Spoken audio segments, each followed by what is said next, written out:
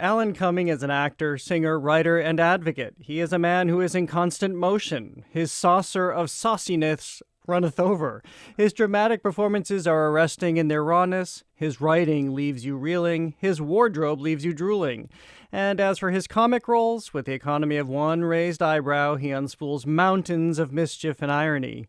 But whether he's the man of mystery for PBS's masterpiece, channeling Miley Cyrus, or performing Macbeth, he grounds his approach in careful consideration, including when he's hosting The Traitors, the hit reality TV series, which premiered its third season last month. You are everywhere right now. You're having a moment. You're always having a moment, but this is a moment.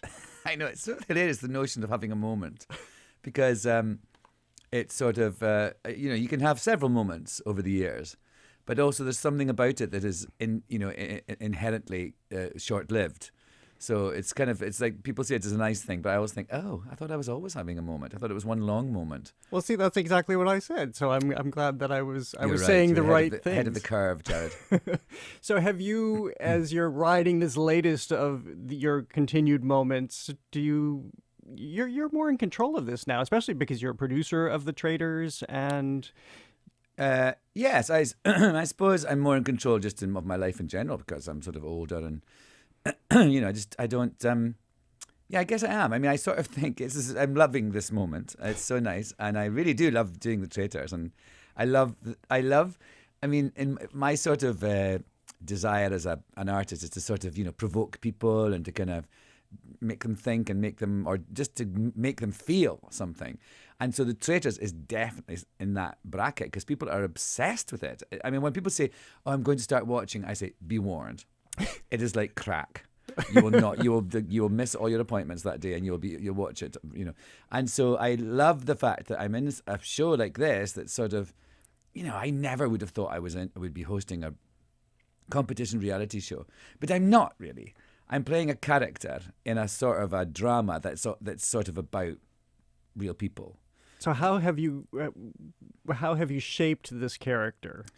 I just have. I mean, the sort of I molded the character around the circumstances that the show is in. I'm in a castle. He's in a castle. I pretended it's my castle. I have a groundsman who's my sort of servant. So I'm this old school sort of Scottish laird who's slightly, Machiavellian because he brings all these people and puts them in this terrible situation. And he's also this sort of fashion diva somehow as well. So I kind of, and he quotes Shakespeare. So I sort of wanted to sort of, elevate's the wrong word because I feel that means that I'm sort of, but I wanted to subvert the form. I didn't go into it just thinking that's what I want to do, but I thought if I'm going to do this, I'm going to be this character. And when you start a character, you have many layers to it. And when there's a stylist person who's there to invent a look for you, then you use that and you kind of, I always just go out of my way to praise costume designers for how much they give actors and how much certainly of my work, my character work is very much just pinched and appropriated from costume designers. Do you have any influence in the costume design? Oh gosh, yes, lots. Oh yes, it's a sort of a. I went to Sam initially with these sort of ideas to make him this dandy Scottish laird, and then Sam Spector's the designer, the stylist. So he then ran with it. So yeah, we all the time we send each other pictures. I'll see something insane. I'll say this would be hilarious for season 3 or 4, whatever. And then he'll send me things. So yeah, everything kind of goes back and forward. But he, is the one who sources it all and kind of has the initial ideas. And also he styles me in real life, for when I do interviews and talk shows and stuff. And so you may have noticed my look on those shows has kind of gone a little, kind of up the ante a bit as well. And last night I was doing a thing in New York for Michael Kors. I was singing at this sort of party to celebrate the opening of his new store, and Michael Kors, when I've worn him in the past, it's kind of lovely, nice sort of things. But Sam sent me that. I was like, "What the hell is this?" And it was it was from the ladies' collection. It was this big sort of, I don't know what you'd call it, but I looked like an old English sheepdog. One of those ones of those sort of frilly, woolly things. A big, massive coat that kind of just. It looked at just like a big sort of. like a sort of a coconut with all the stuff of a coconut and my head sticking out the top. And so I wore that, and and the thing is, I understand the sort of thing I've got to do as a sort of fashion person, is to sort of make a splash, when I go to these things. And it was a fashion event, but the thing was, I couldn't wear it for longer than like 3 minutes because it was so hot, and then I was going to be singing afterwards, so I couldn't sing in it. So I just did it. I wore it. I did the thing, and that becomes the moment. Well, it's kind of like a tsunami, isn't it? After a while, I mean, when do you stop? Remember when Lady Gaga was wearing the processed meat? Where do you go from there? That'll be vegan sausages. Yeah. And maybe just some fruit. Yes, I know. There is a sort of a element of we've got to keep topping ourselves. And where does that lead? Where does that go, But I don't know. It seems to be. I think we keep this level of. It's sort of, just being inventive and clever, and it's sort of got something to do with the missions that week. The tone of each episode is reflected in what I wear. But I do sort of think, gosh. The thing is, it's once a year we do it, so I think people have forgotten. If we had to do it every week, I would probably be wearing a pork chop over my face. Do you get to keep any of the clothes? I kind of know the answer to one of this. I do. I get to keep a lot. Although the thing is now they're always coming to my dressing room at my house to sort of take everything back because they've got to go for exhibitions or blah blah or displays and things and windows and things like that. So, but I do. I mean, the first partly because in the first season so many of the clothes were mine. I have thousands of tartan suits, it appears, and I have thousands of suits. It is ridiculous. And just over the years, people, I go to a lot of things, and I've been doing this for a long time, and my body shape hasn't changed for like the last 40 years, which is fantastic, because I can still fit into things. Not that I have suits from 40. I do actually. I have the suit I got married in the first time, and it's actually a bit big for me now. I tried it on recently. But anyway, I've got loads of suits. The other night I was doing a thing, I went to this thing for the American Heart Foundation, and my friend, who was actually my former fiancée, I was going as her date, and she said suddenly in the middle of the afternoon, and I dressed up because I knew I was recording a thing, and I knew I was going to go later on. In the middle of the afternoon, she goes, "I'm so sorry, you've got to wear red because it's this thing about heart." And I was like, "Oh." And the people I was in the studio with are, "What are you going to do, Alan? What are you going to do?" I said, "Oh, I'll just go home and choose one of my red suits." And when I said that, I thought, listen to you. You have multiple red suits at home. That's how crazy it's got. Is it all cataloged at home? I don't even know where to go with this interview. I've had like 4,000 follow-up questions in just the few minutes that we've been talking. By the way, if people are wondering, we're speaking with Alan Cumming. I don't think you need an introduction, but I'll reintroduce you. Do you have a whole system at home in your closet? I tried to do it by colours and sort of, like tweedy ones, tartany ones, colour, blah, blah, summer ones. But it's and then there's ones I sort of put away thinking, and then I've got in our upstate place, when you have a lot of, it's fatal to have a lot of cupboards because you just fill them. You become like a goldfish. You just, or whatever, you grow as big as the bowl. So I've got now, because Sam, when he gives me the things, they come in these clear garment bags, which is so great. You can see what's in them. So I just have these garment bags with all full of suits. And I sometimes rotate, after a few years. I think, I forgot about that.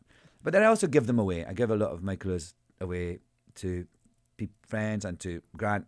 My husband works at this, the Harvey Milk High School. He teaches art there on a Wednesday, so I give them to the kids there and things like that. Oh, fabulous. So a bunch of little Alan Cummings running around. Yes. That's a secret plot, actually. With friends, it's funny because sometimes we'll go for dinner and they're wearing something that I've given them. I actually really like it. I never have. Occasionally, I'll have. Yeah, it's really good. I wish. Did I give that to you? Oh, that's the worst. Mostly, I'm like, that's nice. You're wearing the thing I give you. Interesting that none of those clothes seem to have made it to Boston. To right here. Next time you're up in New York, Jared, seriously. I'll come rummage through your closet. My drawers. You just took over artistic directorship for a theatre in Scotland. This sounds really exciting. And what I love about this is that you applied for this. You went through the same application process as everyone else. I know, nobody can believe it, but I did. I actually called them up, and I did. And also, I've never applied. I've only ever applied for 2 jobs in my entire life. Like when I got, I called them up, and I'd been thinking about it because I'd done a TV travel thing on a train, and one of the things I did when I got off the train was, you did various things and they film you. One of the things was being shown around the theatre. This is like 2 summers ago, and I met the artistic director, and I was like, wow, this place is amazing. I had no idea. It's got 3 spaces, and it's got costume shops and scenery shops and beautiful grounds. It was in this stunning situation. And she was, have you ever thought of running a building, Alan? I was like, no. Because you should run this place. I was like, what? Because yeah, I'll be leaving soon. Yeah. So she planted the seed. And then I sort of thought, I can't. I've got, 7,000 other things that I do in my life. And so I sort of said to them, I would really like to do this, but I just can't be, I'm obviously not going to be there full time. I can't do this, but I think I can do all the things that you, and the thing that got me, that hooked me, is that their motto, that's not because of me, it's been this for a while, is about taking Pitlochry to the world and the world to Pitlochry. And I just thought, I can do that. I know how to do it. I know how to bring the world to Pitlochry, and I know how to take Pitlochry to the world, the work that we're doing there. I know how to, take it to other places. And I feel that's what I want to do, sort of celebrate the work that you can make in these amazing spaces. And so then I had to they were like, okay, we'll work it out. So I talked to them at all these meetings, and then I had to meet the board. And I was like, what does that mean? Who are these people? And what do I have to do? And the executive director guy, Chris, he said to me, so you've never really gone for a normal job meeting like this before. Have you ever? I said, yes. Yes, I did it once. Because before I went to drama school, I worked as a sub-editor on a magazine. And so, but that was in 1981 that I did that. So it was from 1981 to 2024. Was the difference in time, but I've got a 100% success rate because I got that job and I got this job. So wait, even before that, you didn't work at a cafe or anything like that? You never had to do any of that? No, never did that. No, I never, like at drama school, no, not really. I remember I once covered there was a girl who worked in a pub and she was going away for the summer and she asked me to take over because I was staying in Glasgow and I got fired from her job. Why? I don't know. I just couldn't get the hang of it. I just wasn't very good. And they were like, you know what? Well, she can have her job back when you come back. You just stay at home. I just don't know. I don't know. I actually really love, now maybe that's why I've got Club Cumming, because I love bartending at Club Cumming. When I go there, I always go behind the bar. And it's maybe to sort of make up for my failure early on. This is like a therapy session. I didn't know that. Well, it's the fun of the culture show. That's the secret sauce of the culture show. We are lying on a sofa right now. We are You're lying on a sofa. Cigar. I put the cigar down. Thank you very much. Now I'm just sipping bourbon. Speaking of cocktails, do you remember all the cocktails as you're bartending at Club Cumming? Oh God, no. No, I actually discourage people from having complicated. If I'm serving them, like people say things like, "Can I have a tequila sunrise?" I go, "How about a tequila soda?" And they always say yes, because like, what are they going to say? And I just, if I can tell they really want it, then I'll ask one of the other boys to do it. But I just can't do complicated ones. Also, if I don't have my glasses, it's a miracle I get the right liquor in the glass, But there's like a thing. It's easy. There's a certain order on the little thing below the bar with the ones you eat, the well drinks you call them. Yeah. And I know vodka's first, and so that's vodka soda. I'm fabulous. That's aces. I'm sure you're a heavy pourer too. I am. Yeah, my like it's almost a problem actually. Some people complained, and also my mum when I go to Scotland, and whenever I say, "Hey, do you want to drink, Mum?" She goes, "Yes, but not one of your measures." I think she always says that, and every time I just sort of had to think, "Oh my gosh, half of what I would normally do." Are you going to watch the Super Bowl this weekend? Of course, bro. Yeah, bro. No, I didn't know it was the Super Bowl this weekend, actually. Oh. And no, I'm not going to watch that because I'm actually going to LA on Friday because I'm hosting. They show the Super Bowl in LA. I know, but I'm going to be busy because I've got awards. It's awards because of the fires. A lot of these awards were postponed, and I'm hosting the AARP Movies for Grown-Ups Awards, which I've done many times. I love them. They're so fun, and also it's one of those ones where everybody knows they've won. So that's nice, and there's not so much tension, and I get to sing a song and everything. So I'm doing them on Saturday. Oh, it's Sunday, the Super Bowl, is it? It's on Sunday. Yeah. No. I'm going to a spa. Oh, okay. For 3 days. So no, I'm not going to watch the Super Bowl. I once watched it, and I just thought it was like, I don't mean to be demeaning of American sporty culture, but I just thought it's a bit boring. Like, it was like 30 minutes, and they moved maybe like 50 centimeters up and down the pitch. Do you know what I mean? I thought, I don't get it. It does progress pretty slowly. It's so slow. Yeah. I mean, I like the party element of it. I have watched it before. I once did a keg stand at a party. Not surprising. And and I like all the, I like the sort of party element of it, but the actual game itself, it's sort of, I didn't grow up with it. It is very complicated to learn. I have given it a go, and then I think I'm at a good age now where I just think, I'm not going to ever learn baseball. Football. Yep. I'm not ever going to learn, and I don't want to. And like spreadsheets, I just can't get them, and I'm not going to. No, I tell the people at the theatre, if it's a spreadsheet, just assume I will not look at it. And why should I? Do you know what I mean? It's not my thing. I've kind of arrived at that point myself. But speaking of age, you just had a big birthday. Happy birthday. Thank you. I was 60. 60 years. And I know that you did really fun things for your other birthdays. Let's see if I remember correctly. Was it a Tupperware party? Tupperware party. That's my 45th, because I thought that sounded really middle-aged. So I did the most middle-aged thing I could think of, which was to have a Tupperware party, which sounded out to be raucous. And I'm sure you had lots of fabulous people there. Yes. And also that Tupperware lady didn't know I'd hit her. She those gays bought so much Tupperware. She was probably retired afterwards. Tupperware was invented in my hometown, or the inventor of Tupperware was from my hometown. Where's that? Upton, Massachusetts. Upton. Yes. Gosh, I didn't know that. Yeah. Why would I actually, for a while, wanted to have a range of Tupperware things. I wanted to do a Tupperware gym bag. Because you could have all the compartments. You could put your wet swimming trunks in one and your sweaty socks. That's a good idea. I think it'd be compartmentalised. Yeah. And then a Tupperware wallet. I had all these ideas. And what was hilarious was the man who wore, I don't know if he still is, was the head of Tupperware. It was called Mr. Going. And so Mr. Cumming and Mr. Going were going to have a meeting. That's hilarious. Isn't that nuts? Yeah. It ended up not happening. No. And yeah, for my 50th, I'll get back to the point. Disney World. We rented Typhoon Lagoon at Disney World, which was epic. I mean, I think my poor assistant had a nervous breakdown with trying to organise it and deal with all the machinations of Disney. Imagine Disney letting us take booze and food and DJs and everything into a water park, but we did it, and it was it was an epic party. And then usually what happens, like I had some parties this weekend. I went dancing all weekend. I just love it. It was so in a funny way, I sort of think my life hasn't changed that much since I was 33 when I first came to New York. I mean, it has, but essentially not that much in terms of the pattern of it. And I went out on Saturday, and it was my friend Eddie we're in a big SUV driving to this club, and we were kind of texting to say, hey, we're arriving, could someone meet us at the door, like all that stuff. And Eddie was with me, and I felt, this is like 1999. This is exactly the same thing we were doing. That's fabulous. 25 years ago.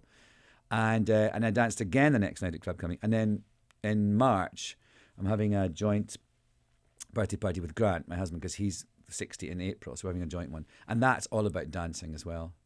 Well, very fabulous. Well, I can't let you go without asking about, I just was reading your voice for the Traitors.